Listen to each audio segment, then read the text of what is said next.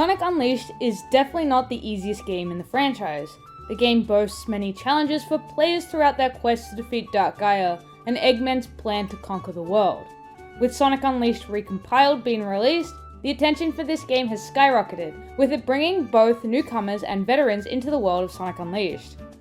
While these veterans would know how to breeze through the title, newcomers may struggle through what the game has to throw at them. To prevent these hurdles, this Sonic Unleashed veteran is going to give the 10 essential tips for getting through this classic title. Unfortunately, Sonic Unleashed still has a life-based game system, and if you hit 0, that's game over. Fret not, however, as there is a really good place that you can grind for lives in the game that doesn't take up too much time. During the day, head over to Spagonia and go to the level hub. Once there, head on over to the wall jump, and then do better than I did and collect the rings on your way to where the level is. After that, you want to jump and homing attack towards a spring with rainbow rings to get 1 life, then open the door to get a 2nd and keep collecting rings to get a 3rd. You can get a 4th by wall jumping and light dashing to collect in the area with the pillars as well. The best part about this method is once you have collected everything, you can simply exit and then come back to have everything respawn, so you can grind out as many lives as you need to. If you haven't obtained access to Spagonia yet, you can grind in any hub world, though this method has been the fastest for me. In Sonic Unleashed, Sun and Moon medals are required to unlock stages for you to progress through the game. These medals are hidden throughout stages and require exploration, which comes naturally when you're playing the night stages, but it's also required in day stages. While most of the medals can be located in pretty obvious places when you're rolling around at the speed of sound, some of them are really out of the way and in places you wouldn't even naturally think of at all. So be sure to explore every corner of the stages to locate those sweet medals. The same logic will also apply to other collectibles in the game. This was the best discovery I made while I was trying to earn the Platinum Trophy back in the day. If you obtain a collectible in a stage, you don't actually have to complete the level. All you have to do is exit the stage and make sure that the game has saved your progress, then whatever you collected in that stage is as good as yours. This one has become more apparent as I try to tackle getting every stage to S rank. When you're attempting to beat a stage and find that you're always being defeated in a specific section of it, it's best not to restart, but to keep pushing forward. This has allowed me to practice and understand how different sections of the game should be played so that when I restart the stage, I have a good idea of what is coming up and how to get past it. It might take 1, 2, maybe even 20 different attempts to nail what to do, but it has always been a huge time save overall when trying to tackle things such as S ranks or the hot dog missions. Developing any skill always takes time, and Sonic Unleashed can be quite difficult sometimes, so keep practicing sections or stages until you feel confident progressing.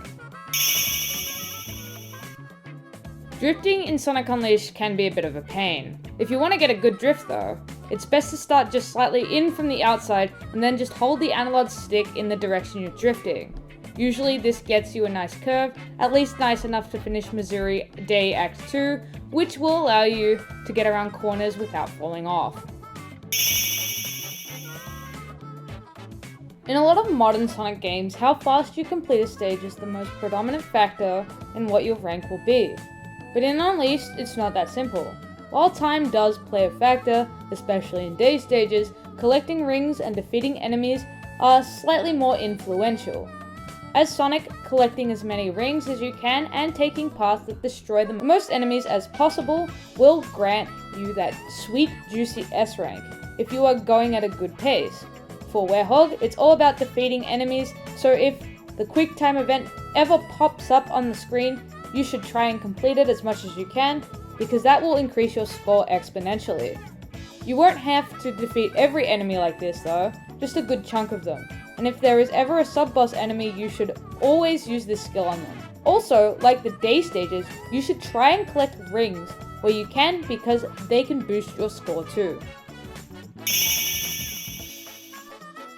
Sonic Unleashed features an EXP system for both Sonic and Werehog, which allows you to invest in points to make each one stronger. EXP is usually earned from defeating enemies in stages, however there is another way to earn these points, and that is through consuming food items. Sonic Unleashed offers various food items located at shops in each hub world, which all have different prices and EXP rate. The best one to purchase is the Hero Sandwich in a Potos, from the Traveling Man Wentos. So if you're close to leveling up or you just need some extra EXP, don't forget to spend your rings there. Rings are also super easy to come by as well, by both collecting them in hub worlds and replaying easy stages, so you're really missing out on some nice juicy free XP, which when used, will make harder levels easier, overall if skills are upgraded. If you talk to people throughout your adventure in Sonic Unleashed, they may give you some side quests. These side quests are great because not only do they grant you more EXP, but also have some Sun and Moon medals hidden within them. These side missions aren't too difficult either, so these stages really just offer some good freebies for you to obtain.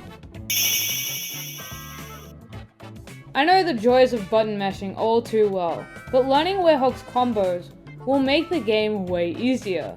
As you upgrade Werehog, his arsenal gets quite powerful, and if you learn these moves, you are able to wipe enemies in mere seconds. You don't have to learn every single one of them, but they are super useful at being able to wipe out hordes of enemies in your way with no effort besides pressing the buttons.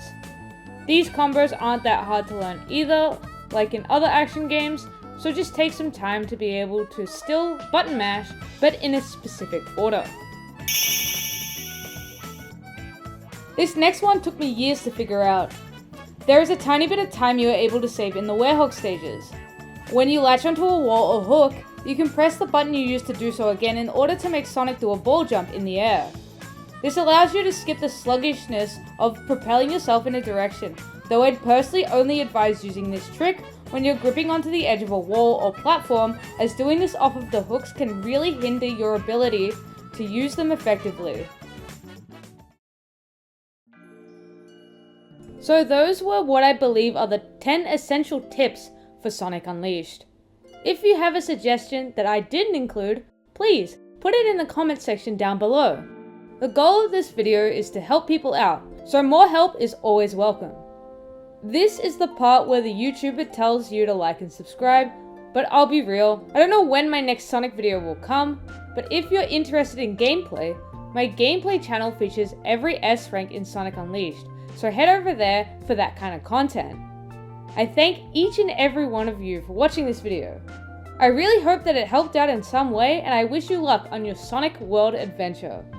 Now, with that all being said and done, my name is Resident Unleashed, the resident who unleashed this Sonic guide out into the world, and I'll catch you all next time.